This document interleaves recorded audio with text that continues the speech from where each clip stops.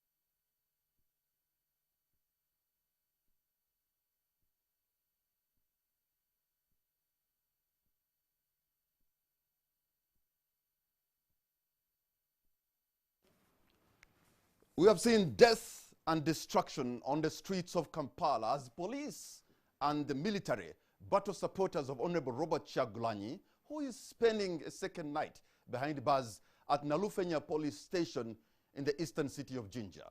Police say 16 people have died in this chaos, though other sources have put the number of those who have died close to 30. Protesters on the streets of Kampala and elsewhere in Uganda are demanding for the release of the NUP presidential candidate, Robert Kyagulanyi. Our efforts to get an NRM representative on this show have not yielded any positive results. However, we're going to start with our reporter, Hon Robert, who is based in Moroto, and we shall also get Mr. Louis Rubongoya, who is the Secretary General of NUP. Let me begin with Robert in Moroto. Robert, we're happy to see you, and please bring us to the latest on what has been happening in Moroto, because you've been following President Yoweri Museveni, who is combing the areas of Karamoja region looking for votes, but also what he was able to tell Uganda, responding to the chaos in Kampala and also the chaos across the country. Thank you very much, Patrick Kamara, and the viewers of NTV on the spot. We are coming to you from Moroto, where the NRM candidate Yoweri Museveni has been for the last 2 days. Today he held a rally in Kotido district, which is about 100 kilometers from Moroto, Moroto municipality or Moroto town, that is in Karamoja sub-region. And it is from here in Kotido that Museveni sounded a warning to those protesting in Kampala and other parts of Uganda that the government will not tolerate any person who is protesting. I think according to the president and the intelligence from the security forces, the protests in Kampala are being spearheaded by some foreign forces, which he didn't mention and disclose in the meeting he had with a few selected NRM leaders. He said the protests in Kampala are being funded by foreign forces. The president also said that if the protesters continue attacking NRM supporters, putting on yellow T-shirts or putting on clothes that are in yellow, the color that is synonymous with the ruling NRM, that he will not hesitate to use the necessary force to ensure that it is not pleasing for anyone to attack any Ugandan putting on a yellow shirt or cloth. The president was also clear that some of the people who are behind the protests were not there when this country was facing problems, and they have come at a time when Uganda is on a transformation path. He has mentioned things to do with roads, that some of the people who are behind, according to him, behind the protests are enjoying the good roads. He mentioned some of them driving from Kampala to Arua, from Arua to Kotido on tarmac roads, and he says it is now time for Uganda to move forward. But before we reached here, where we've been, of course, the president started off from Ruwero. We joined him from Lango. We went to Arua. We went to Guru. That is Acholi sub-region. You would see some NRM supporters being mobilized by the local politicians. This is not an initiative of the Secretariat or the campaign team of the president, but the flag bearers and the musicians like Bebe Kula and Catherine Kusasira have been mobilizing crowds on the streets. Remember that where the president is, in the meetings that the president is holding, there is strict adherence to the COVID-19 guidelines. Even us journalists had to first present our COVID-19 test results to confirm that we are negative and we don't have the virus. But these musicians, I don't know, out of political excitement, out of the political mood, they have been mobilizing a few supporters of NRM to take to the streets to hold processions and also have people gathering without observing the SOPs. But where the president is, there is strict adherence. I should note this: there is strict adherence to the COVID-19 guidelines. You have to be checked. You have to be measured your temperature. You must have a mask full time. There are sanitizers. There are places where people can wash their hands before they are allowed to access the meeting, and there are few people that are allowed in the meeting. But also maybe in the towns, in major towns where the president is, of course, some people come and gather along the roadside, but the president does not get out of his car to go and meet them. But aside from that, the events that happened in Kampala, if you ask people here in Karamoja, apart from those who have TV and maybe those who can access the radio stations, people do not know exactly what has been happening in Kampala for the last 2 days. People are going on with their normal business and they are working. But aside from that, again, in Kotido today, what we saw in the morning, like what I've explained to you, politicians keep on mobilizing their supporters. For example, today in Kotido, we also saw that again. Some of the NRM leaders, not attached to the Secretariat or the Museveni campaign team, mobilizing supporters to hold processions in total disregard of the COVID-19 SOPs. So Kamara, that is the situation with the Museveni campaign trail. He will tomorrow conclude his engagements in Karamoja with a meeting with the young people, the youth, who he has been meeting in all regions. For example, even in Lango sub-region, where he had skipped a meeting with them, he had to first leave Arua and then come back to Lango to meet the young people. So tomorrow he will meet them before he proceeds to Teso sub-region. Herbert Ziwa, you have mentioned two important things I've been able to pick from what you're telling us, is that you have been following the president from northern Uganda, West Nile, and now in the Karamoja region, and that you have been able to see him following the standard operating procedures amidst the pandemic. But also that musicians, the two you have mentioned about, have been able to gather people and have some crowds. But I wonder whether you have been able to speak to the people who are around the president, the other politicians. What do they make of the NRM supporters who are, moving around, gathering crowds? Like what happened today in Kotido municipality? What do they make of that? Because that too could be a COVID super spreader. In the beginning, when we were starting this trail, we had the SG of NRM, Justin Kaswero Mumba. She was emphasizing that nobody is above the law and the security forces should take action to all, irrespective of their political parties and their political affiliations. So she was emphasizing that. Even the president, in every address he makes, his first statement is to do with the COVID-19 preventive measures.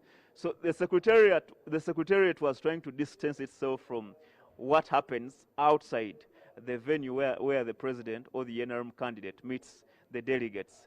Even today we had an interview with the Director for Information and Communication at the NRM Secretariat, that is Emmanuel Dombo.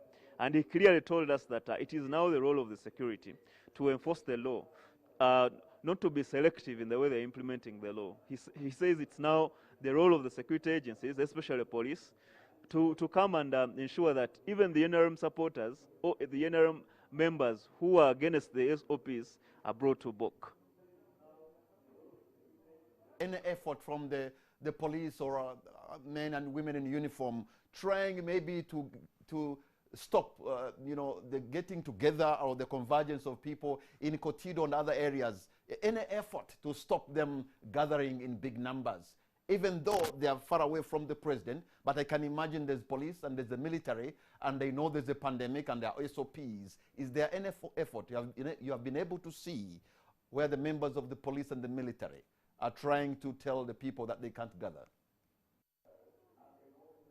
In Kotido today, we saw the police, after trying to ensure that people do not continue with the processions and disregarding the COVID-19 SOPs. So immediately after the president left, because as we stayed behind trying to work on the stories, we saw police coming in to ensure that now the town is under their control, and they told whoever was holding the processions to stop, and immediately the town came back to normal. Well, I know you have explained the other rallies the president has been able to hold within the SOPs. Can you explain a little more? Does he have to meet the people from Karamoja? Because I seemed also to see a delegation of other NRM top leaders who are moving with him, and yet he's only limited to about 200 people. Is it exactly 200 people or a little bit more or less? Sometimes even the number is less. For example, here in Karamoja, the region was divided into two. He had to first hold a meeting here in Moroto, where he met leaders from the districts of Nakapiripereti, the district of Nepak, Moroto, and the district of Amdat. That means those were less than 200 members. Today he has been in Kotido meeting a few leaders from Abim, from Kotido, from Karenga, and Kabong. So in order to ensure that the numbers don't go beyond the 200, where the president goes, he ensures that maybe if he goes to a region that is bigger, like West Nile, he has to make sure that he holds different meetings to ensure that the districts, whether they are very many, are divided into groups to ensure that he observes the COVID-19 guidelines. Okay, and so where is the president headed next? But before you could answer that, we just wanted to hear, because you were there and listening to the president address the people in Karamoja sub-region, there has been deaths in Kampala. Some people were shot, of course, by bullets. And so it's only the military and the police that has monopoly of guns on the streets of Kampala. I wonder whether he was able to speak about those who were shot dead and what he talks about, the government vehicles that were attacked by the protesters, obviously, who are angry. The the president never talked about any injuries that were suffered by people in Kampala. He only emphasized that the state will take charge and will ensure that there is sanity and will not tolerate any kind of protests in Kampala, and those behind these protests will be brought to book. So the president never mentioned anything to do with the casualties that were suffered in the two-day protests. Porter in Karamoja sub-region, I want to thank you so much. Unless there's something that you think is important that you needed people in Kampala and elsewhere in Uganda to know, probably you could just tell us before you sign out. Maybe to let you know that from here, the president and the NRM candidate will head to Teso sub-region, and he will start with meetings in Soroti before he proceeds to Kumi, and from there he will head to the Sebei sub-region. That is Kapchora, Kwen, and other districts. Man in the Karamoja sub-region, and my producer, Robert Ziwai, thank you so much, and I appreciate your insights and for your reporting there. We're going to rely on you as we continue getting what is happening around the president's campaign as he hunts for votes and dazzles Uganda, and perhaps to give him another mandate to lead from 2021 2026. Thank you so much, Robert. That was Robert Ziwa, and we're going to take a break. We are going to try as much as possible to get the Secretary General of the National Unity Platform, Mr. Louis Lubongoya, so that we get to know what has been happening in Jinja and what is the effort they have to ensure that the presidential candidate, Robert Kyagulanyi, is out of the cells at Nalufenya.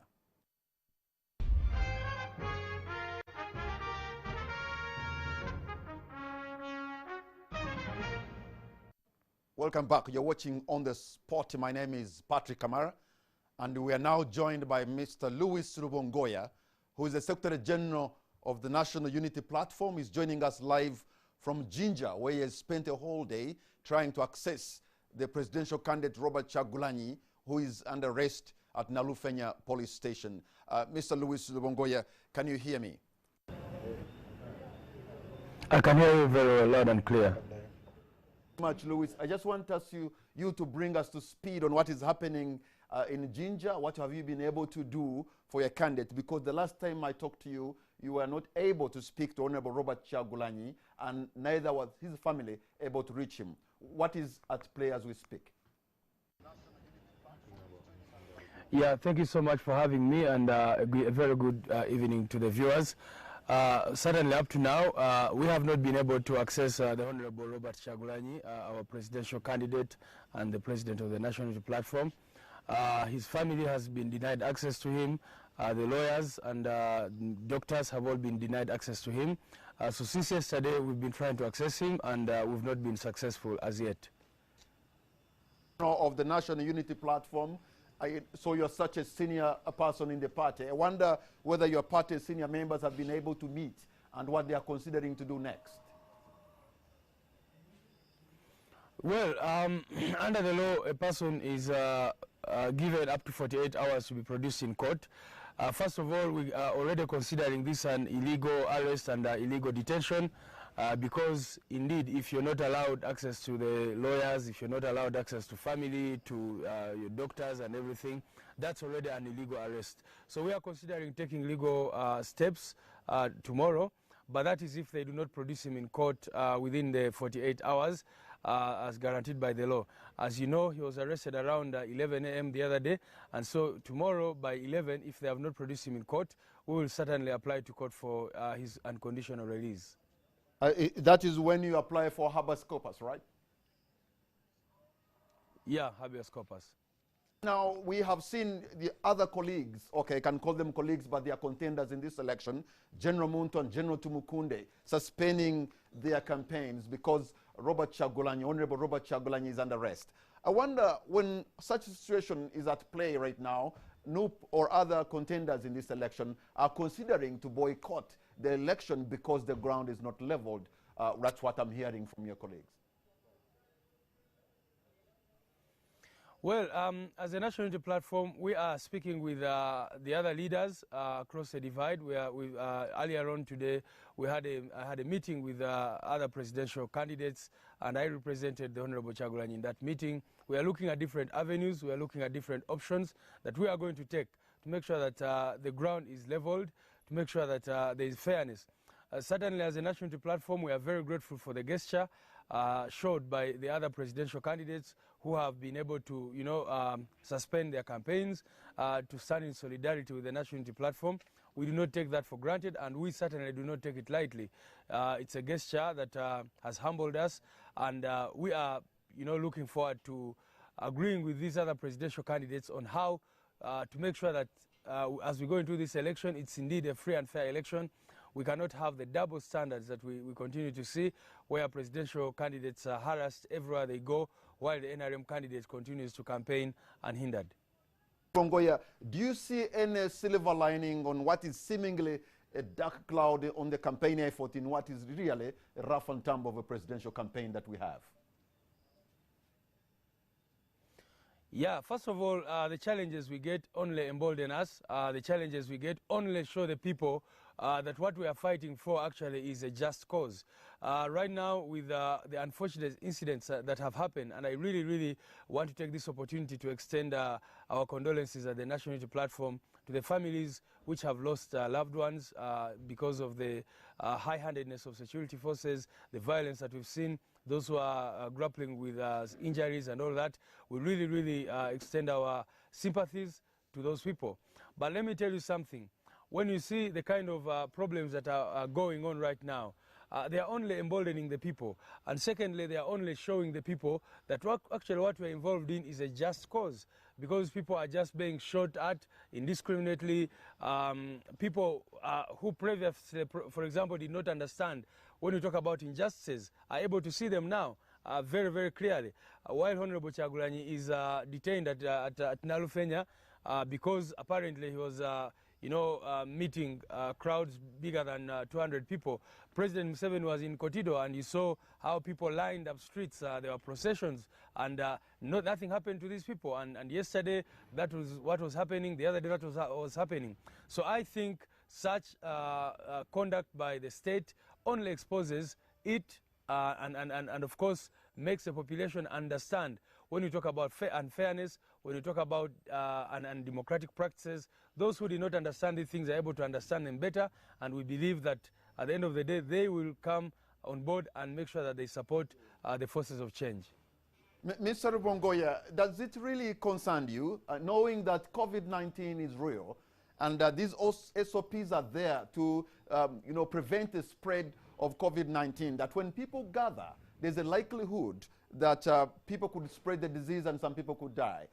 I know perhaps your candidate is not calling people to come, but perhaps when they come around him, do you have that sense of fear in you that perhaps this could be very dangerous, considering other countries, even when they are going through a presidential election, they are trying to use other means, including the virtual campaigns? First of all, Patrick, I need to remind the nation that as a national unity platform, and indeed many other political parties, we all demanded that there should not be an election in the middle of a pandemic. Our position was very clear. Let's follow the Constitution, which has an avenue for extending election by 6 months. So we made this clear. We said, okay, if you say there's a pandemic, because what our Constitution envisages is a normal election.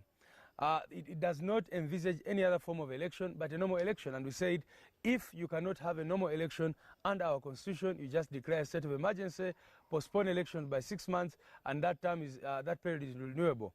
But of course, legally, there would be ramifications for that. And one of those ramifications would be that after the expiry of this term, the current president would not be in office anymore. Perhaps the Speaker of Parliament would take over and that kind of thing. And so the government would have none of that. That's why they forced us, or forced the nation, into this election at this particular time. When we went into this election, therefore, we said, it has to be a normal election. And indeed, one of the things I want to pose to you, maybe one of the questions we need to interrogate, is look around the country. Look at the taxi parks, look at the churches, look at the burials that have been happening in this country. People gather in thousands and thousands. The government is not doing anything to implement SOPs in respect to those particular aspects. Indeed, you saw when there was a burial of the late former mayor of Kampala, the late Nasantege Sebagala, recently when we lost an elder, Kalisa, and many others. You've seen people gather in hundreds and thousands, and the government representatives have been there attending those burials. How then can they say that COVID is not real in those contexts, but it is real in the context of a political rally? In other words, these are the double standards that we're calling out. But the second point is, for example, as NUP, we've been very clear. We've encouraged people to use face masks and all that. I'll tell you that the first rally we went for in Pakwach, we tried to even supply face masks to some of the people, but the numbers were overwhelming. And then we remembered that the government passed a budget recently and promised that they were going to avail face masks to all citizens of this country, which has not happened, which the government clearly will not fulfill, like they failed to fulfill many other things. So it becomes very, very complex to have an election, and you say that, and as you rightly pointed out, the Hon Robert Kyagulanyi does not invite these people. Every time they know that he's going to be in a particular city, he's going to be in a particular district, people start mobilizing themselves as early as 6 a.m. in the morning. So how do we deal with this situation? We do not have tear gas to tear gas these people. We do not have the instruments of state to be violent against them. So they come, and he just waves at them, and I think that should be okay. When the Honorable Robert Kyagulanyi was being arrested from Luka before he's brought to Jinja, when he was being put into that police truck, he was saying that he is non-violent, telling his supporters to be non-violent. which I think was a commendable message amidst the panic and amidst all the conflict that was happening right then. But we also have heard that protesters on the streets of Kampala and somewhere else have been angry. In fact, they have even taken on the military. For example, the vehicle of Brigadier General Biekwaso Flavia was stoned. The vehicle of Brigadier Kisame and another vehicle of Major Kiwanuka. When people take on armed men with the stones, isn't that a recipe for disaster? And if you as NUP, do you have any capacity to rein in your supporters so that they can express themselves but not in a violent manner, especially when they ask for money on the streets so that people can go, because that also has been reported? Yeah, first of all, it's very, very important to understand that violence begets violence. We are a non-violent group of people. We've been very clear from the start. Our philosophy is that we are a non-violent movement. Even on our people power, we have been preaching non-violent strategies to espouse our ideas and that kind of thing. And Hon Robert Kyagulanyi and other leaders in the party have been very clear. We have called upon our people to be non-violent at all times. And if you see all our activities, they are always non-violent until the military, until the police comes in and tries to disrupt them violently. And what you get is people reiterate, because when people are provoked, sometimes even as leaders, we cannot, at that point, people are very angry, people are agitated because they are provoked by these people who just come and start using brutal violence. I'll tell you, I was in Mbale with the Hon Robert Kyagulanyi when a tear gas canister was thrown right in the car in which we were moving in. And you can imagine, for several minutes, people could not breathe. And this was a deliberate attack on us. So how do you expect people to remain sane in such an environment where the state and the military, the police, and armed people, and uniformed people, you've been seeing them coming on the streets with guns, people not putting on any uniform, you cannot even know which agency they belong to. They start shooting people indiscriminately. So I want to tell you that we are non-violent. But when people get very, very provoked, like we've been seeing, sometimes they end up getting into violent confrontation with security forces, which we condemn. Today we put out a statement earlier on calling upon our supporters to be assertive but non-violent, because our stand has always been be assertive, demand for your rights, but do not be violent, because we understand that the regime wants us to be violent so that they deal with us violently, and we refuse to go into that route.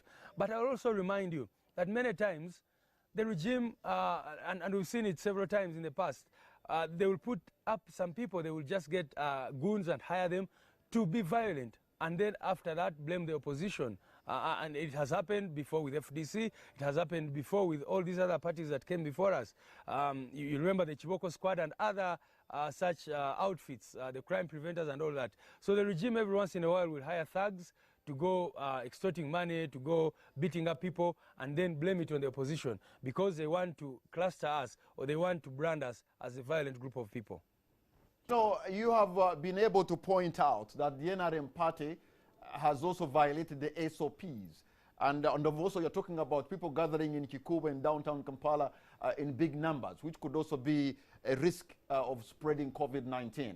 And you make a valid point. But you can't do the same because, Mr. Rubongwa, you know, two wrongs don't make a right. Yeah, sure.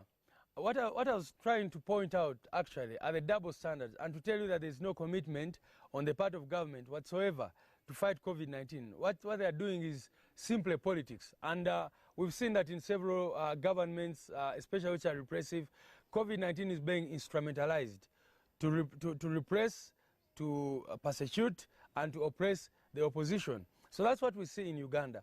And I'll tell you that for us, if we had a way of making sure that people do not gather, if we had a way of making sure that, that people have face masks everywhere we go, we would do it.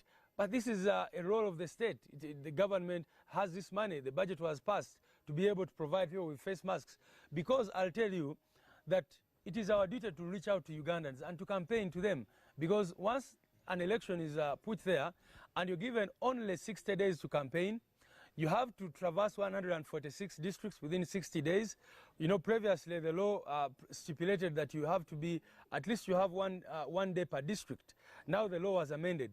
So they have given us 60 days to traverse 146 districts. That is why, for example, as NUP, we decided that we are going to be in 3 districts per day. And you can imagine the pressure that puts on us. Now, if you have to meet only 70 people in a district, you can imagine what that means. You're not even meeting 1% of the population in a district, and you're campaigning in an election. The other day we were meeting with the Electoral Commission, and they were saying, you know, you should use other avenues. And I told them that those avenues are not available to NUP.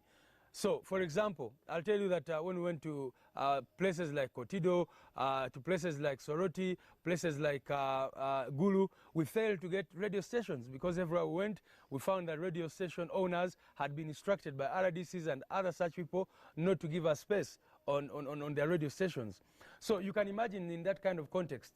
So I think that is why people decide to come out to show that, you know, they are with Hon Robert Kyagulanyi, to come out and express their solidarity with him. That is why it is very difficult to tell them that Hon Robert Kyagulanyi is going to be here having a meeting of 200 people only, and they don't gather. I will tell you that when we went to Mbarara, for example, for our manifesto launch, in the grounds in Kacheka Stadium, we were very few people. But if you see the masses of people, thousands and thousands, who surrounded the venue and were cheering from outside, you would be shocked and you'd be amazed.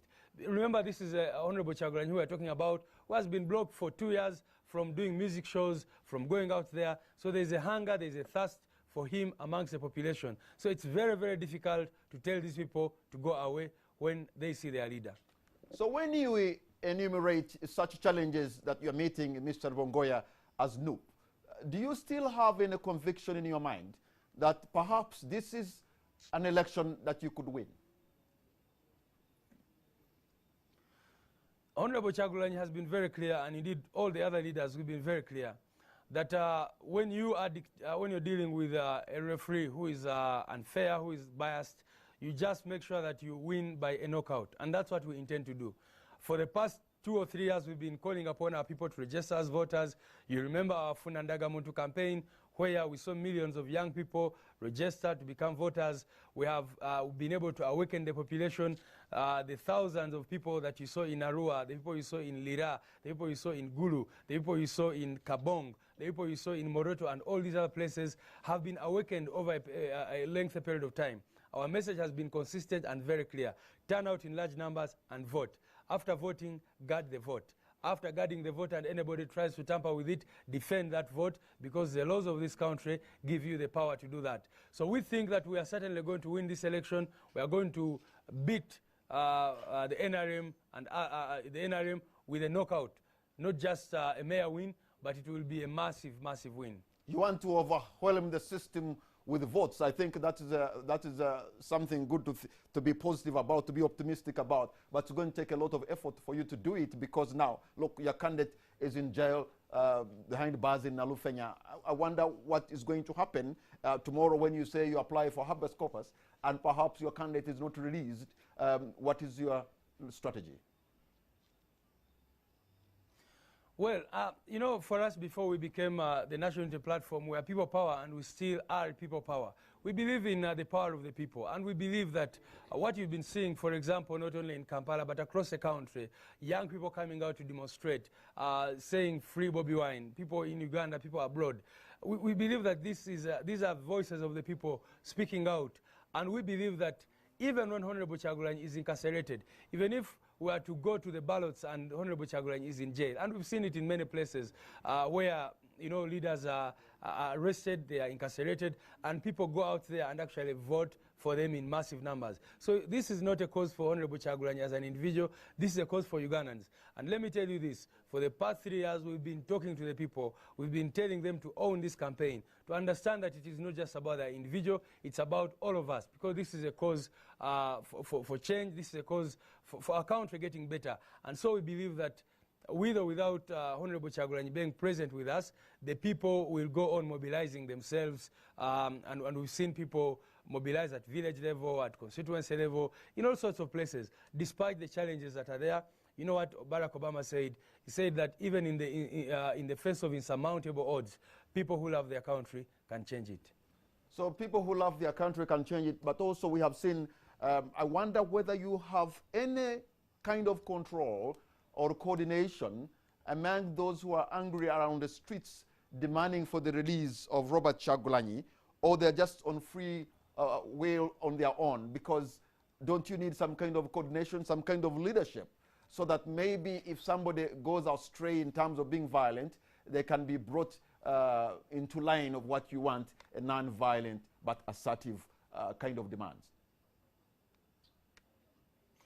Yeah, so there are laws in this country which laws should be applied to those who violate the law. Unfortunately, in Uganda, the laws only apply to opposition, but not, for example, to government forces who are killing people and shooting them in broad daylight. And I can just tell you that, like we've seen many times, the military will come out, or police, and they will shoot and kill people. But there's no accountability.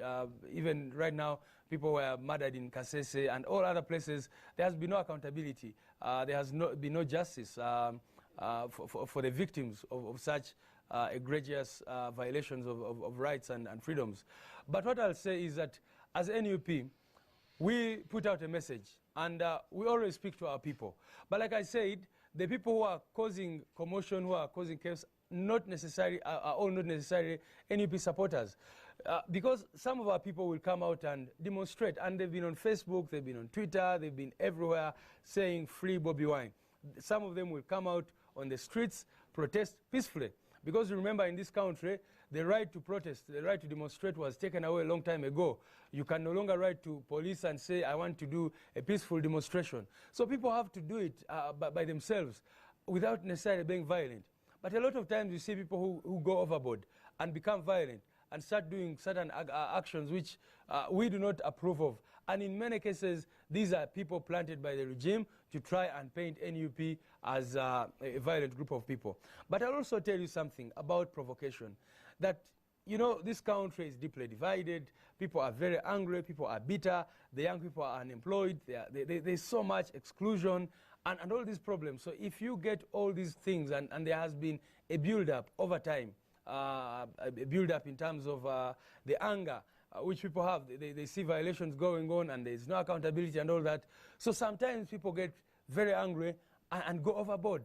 And I'll tell you that what we can do as NUP is call on them, give out a message calling upon them to be non-violent and all that. But I cannot guarantee that we can stand here and say we have control over everything that is going to go on.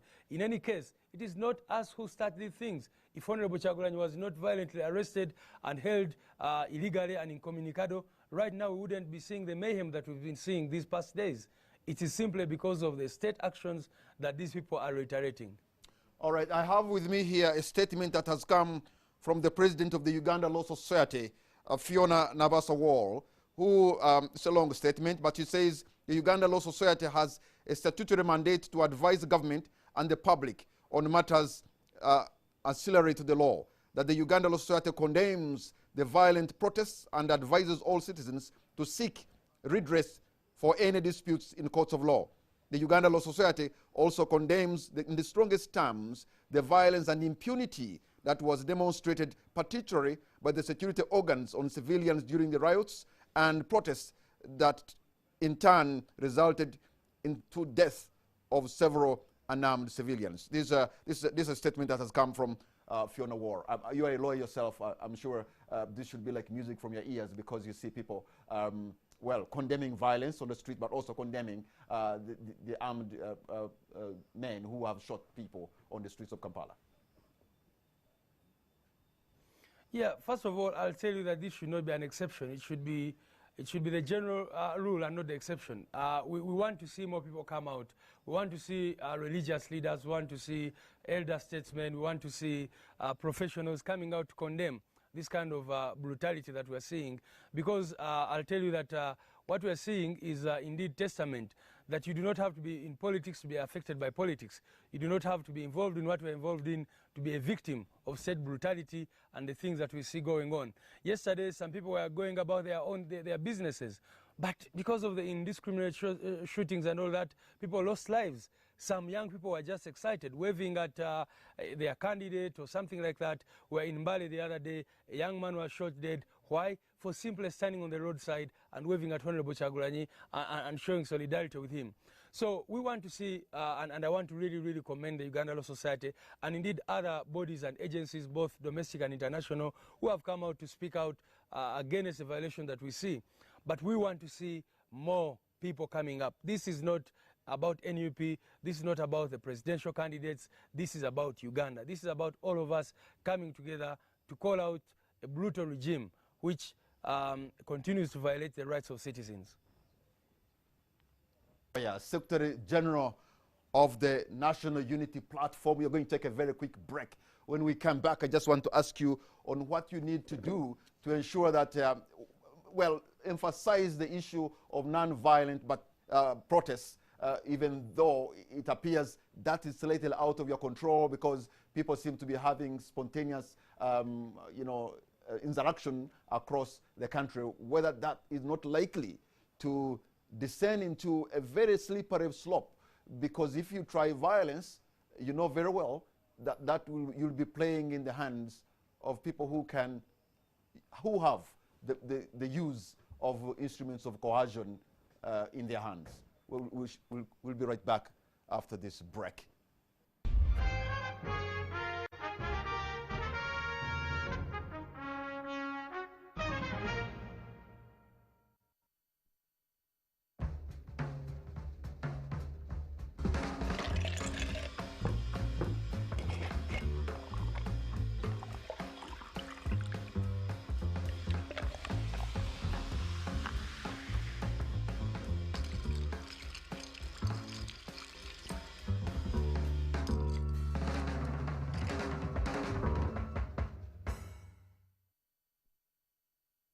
Christmas has come early with Nation Courier Uganda.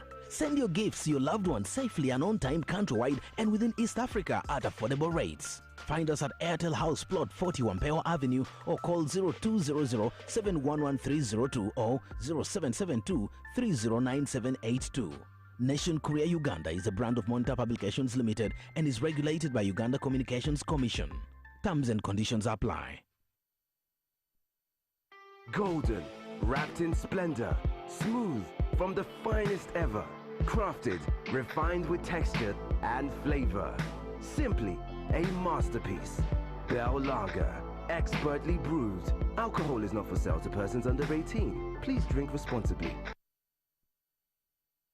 Daily Monitor, in partnership with DFCU Bank and Uganda Investment Authority, unveiled the Rising Woman Initiative Season 3. Are you a woman in business looking to transform your business model to suit the current times? Tune in and get advice on strategic thinking and planning from the experts. Susan Sibira, Marketing and Communications Consultant, Patricia Karugaba Chazze, Managing Director, Nina Interiors, and Helen Moemba Bwenje, Communications Consultant. Catch the discussion live on Tuesday, the 24th of November 2020 at 11 a.m. on NTV, and together, let's share ideas on how to progress. For more information, reach us on 0800-222-000 or 0701-770-983 or 0707-899-197.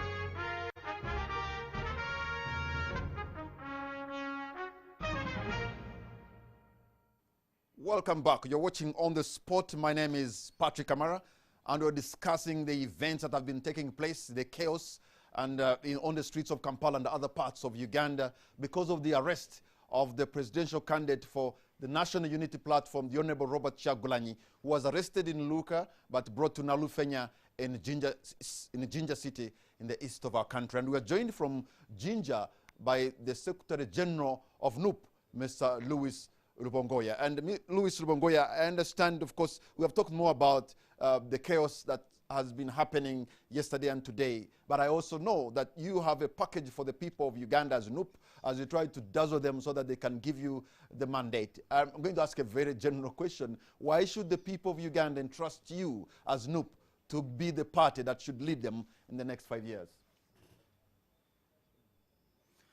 Thank you so much for this very good question that you just asked me, because When Hon Robert Kyagulanyi was nominated, he declared that we had closed the Book of Lamentations and started on the Book of Acts. And indeed, we want to give hope to the nation. What we are promising our country is a new Uganda which is fair, which is just, where there are equal opportunities, a new Uganda which works for citizens and which works for everybody. So our manifesto is based on 5 critical issues, which we call the Feast 5. And our promise to the country, to the people of Uganda, is that we are committed to working with all the citizens of this country to changing their lives.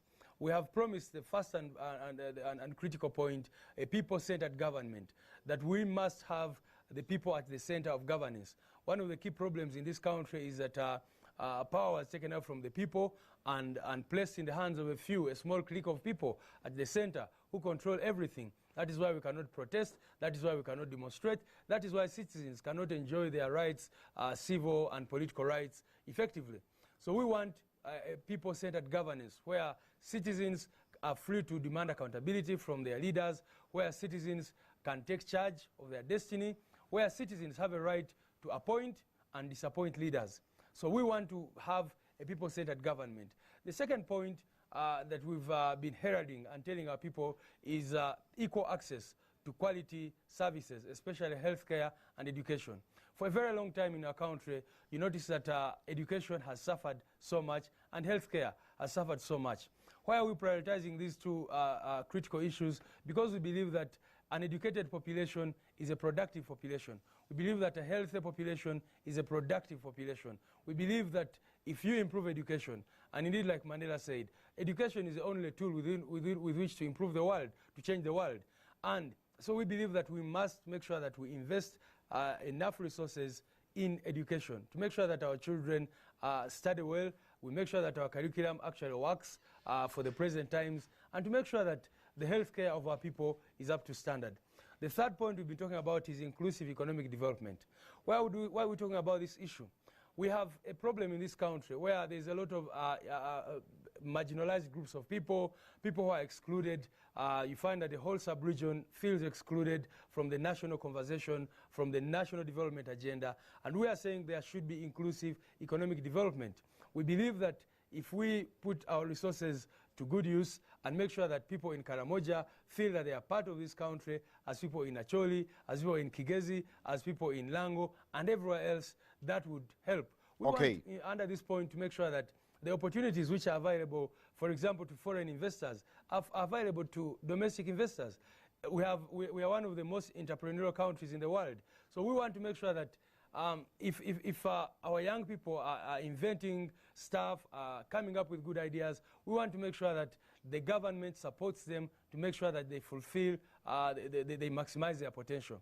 The third one of the things, Mr. Bongoya, is land, agriculture, and environment. Talking about the economics, one of the things I've been able to read from your manifesto is that you have promised the military, the police, and prison warders to pay them 1 million shillings. And considering the number that we have of our men and women in uniform is quite big. One wonders where you're going to get that money. Or if you get it, is it even sustainable? Because you can't be putting a big chunk of money into consumption. You need to put money into production so that you create more resources and more money.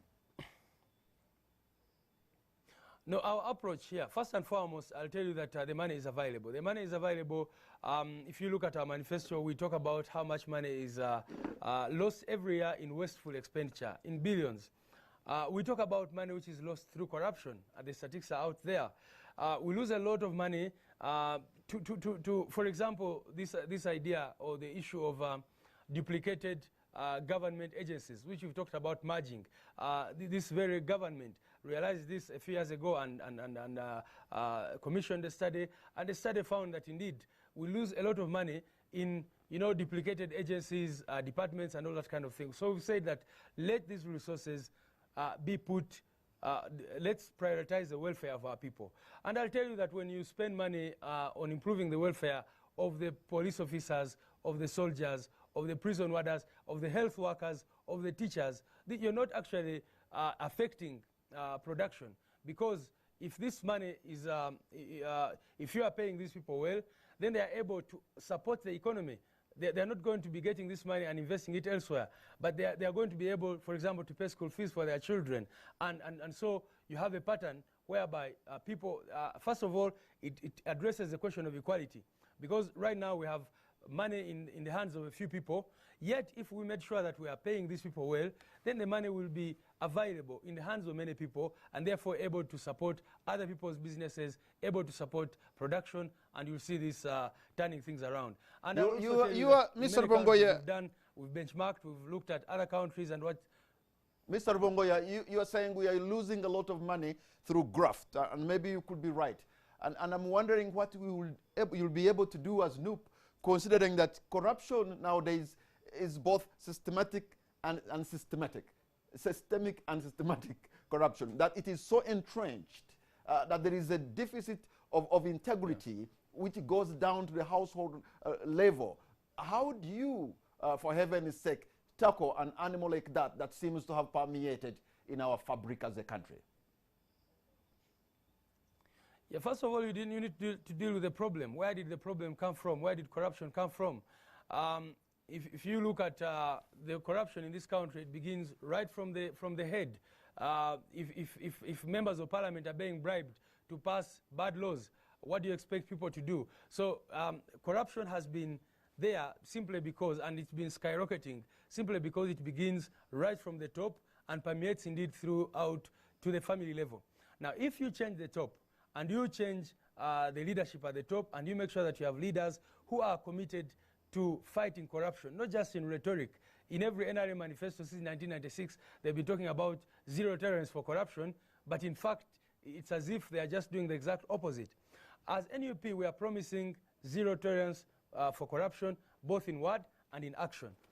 And so if you deal with the top, first of all, then you begin to see a change in the culture. And it's some other things that we've been talking about, for example, improving the welfare of the police officers, of these traffic officers, and making sure that they have dignity, which will discourage them from having to stop you every time and ask you for kitu kidogo. And that is how you start dealing with corruption and fighting it. You must have a will to fight corruption, and you also must make sure that you empower the institutions. Here in Uganda, we have, I don't know how many institutions now attempting to fight corruption. You have the IGG, you have the Auditor General's Office, you have the Anti-Corruption Code, for example, you have the Fandenakadema's office, which is in the President's office, fighting corruption. But all these are, in my view, not empowered. The IGG, for example, at one point was saying that, you know, I only go for small fish because every time I attempt to go for the big fish, they hide behind the president. And that's what we're talking about, that in a new Uganda, which we're promising to Ugandans, if a person is corrupt, they will be held accountable, regardless of what connections they have to the president, regardless of what role they played in bringing the government in power. Everyone must be equal under and before the law. And that is how you begin dealing with the question of corruption. But you face a monumental challenge. It is achievable. You face a monumental challenge, Mr. Bongoya and NUP. Because, look, in a parliament of almost 500 people who are going to be elected in this election, I don't think you have been able to put, to field candidates in every constituency. We already know as you begin, the NRM has almost like 7 people who have gone unopposed, including Arua, a woman MP, and I'm thinking Arua should have been your firewall, you know, should have been painted red through and through, and you failed to do that. So district chairpersons, in some places you don't have candidates. If your wish happens and Honorable Robert Kyagulanyi is declared winner, I wonder how he will govern with a parliament where he doesn't have majority, with the district leaders where he doesn't have majority, and it's going to be very difficult. In fact, I even imagine those district leaders who are on the ballot and they're campaigning should be able to campaign for themselves as well as campaign for their party president. Let me tell you something. Of course, right now, first of all, we need to understand the challenges. Why, for example, did NUP fail to field candidates in all constituencies, as indeed other parties, including the other political parties? Why is it that they've not been able to field candidates in all places? In the case of NUP, for example, you had a case hanging over on our necks, which was clearly sponsored by the state, and many of our candidates, because of that uncertainty, decided to go as independents. And in other cases, people failed simply because the government raised the nomination fees to 3 million shillings, which is a lot of money for many of our people. I was in Karamoja recently. We had about 12 candidates who did not nominate because they could not afford 3 million shillings. And of course, for NRM, they pay this money for their candidates from state coffers. So that is a challenge. But out from the challenge, I'll tell you that when the government changes at the top, you will see a completely different country. We meet very many leaders at all levels, members of parliament, ministers, permanent secretaries, UPDF officers and others who all know what has gone wrong in this country. But because of the fear, the intimidation, other challenges, they are not bold enough to come out. I can tell you that even when we have, even if you have a parliament which has the majority belonging to another party, once the problem at the top has been resolved, you will see people become patriotic, you will see people begin doing things as they should be done.